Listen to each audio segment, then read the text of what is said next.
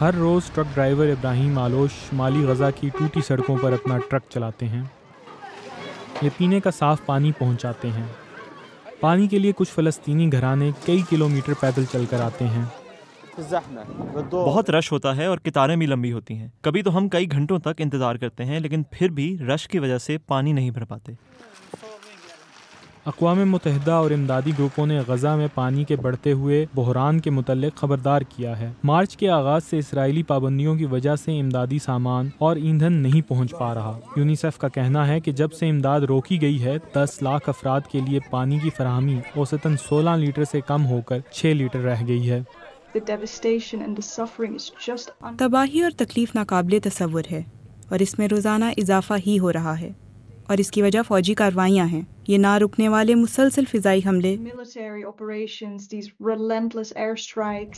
فلسطینی حکام کا کہنا ہے کہ غزہ میں پانی اور نکاسی آب کا 85% بنیادی انفراسٹرکچر تباہ ہو چکا ہے. ڈاکٹرز کا کہنا ہے کہ ان کے پاس بڑی تعداد میں سکیبیز جیسی جلد کی بیماریوں میں مبتلا بچے علاج کے لیے آ رہے ہیں. جسم میں پانی کی کمی بھی تشویشناک مسئلہ ہے. ہم اگلے چند ہفتوں میں خاص طور پر چھوٹے اور نومولود بچوں میں پانی کی کمی یا ڈی ہائیڈریشن کے کیسز میں اضافہ دیکھیں گے. یعنی صورتحال مزید خراب ہی ہوگی.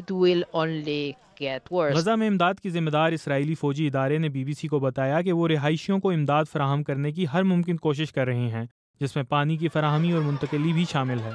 ایک نئی رپورٹ میں خبردار کیا گیا ہے کہ غزہ کی پوری آبادی قحط کے سنگین خطرے سے دوچار ہے.